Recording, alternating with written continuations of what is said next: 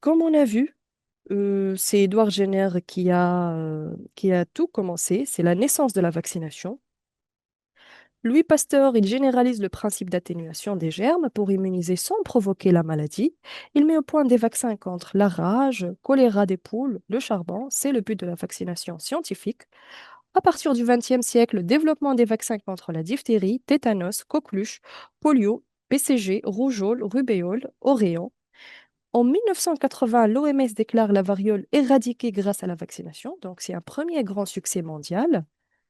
Et on a aussi, au XXe siècle, les vaccins recombinants. Et au XXIe siècle, on a vu les vecteurs viraux, l'ARN et les vaccins à ARN messager qu'on a entendu parler durant la pandémie du Covid. Donc, le principe de la vaccination, c'est une exposition intentionnelle au pathogène ou à composant ou à produit de ce pathogène afin d'induire une réponse immunitaire cellulaire et ou humorale.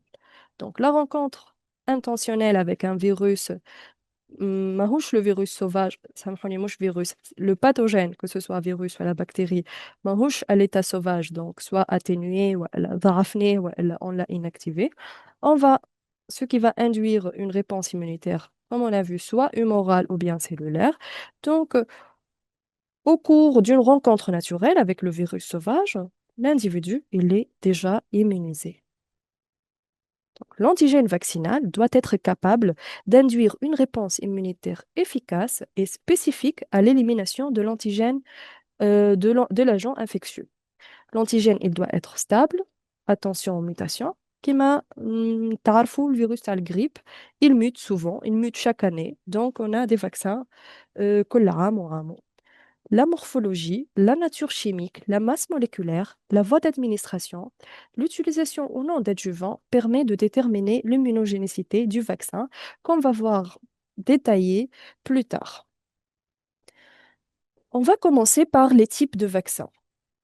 Le premier type, on va parler des vaccins vivants atténués. Donc, le principe, il est simple. C'est un vaccin qui contient un micro-organisme vivant mais affaibli. C'est ça l'atténuation. Donc, il ne provoque plus la maladie grave, donc il est dépourvu de son pouvoir pathogène. Mais il est encore capable de se répliquer faiblement dans l'organisme, d'où son pouvoir immunogène souhaité, humoral plus cellulaire. Sauf dans le cas du PCG qu'on va voir plus tard. Les méthodes d'atténuation qui servent à la réduction de virulence, ils se font par des passages successifs en culture dans des cellules animales ou milieux artificiels, donc des milieux de culture anormaux. Donc le pathogène, il s'adapte à son nouvel hôte, اللي هو ماهوش العبد, puisque عادي على des milieux sur des cellules animales par exemple, et il perd sa capacité de provoquer une maladie grave chez l'homme.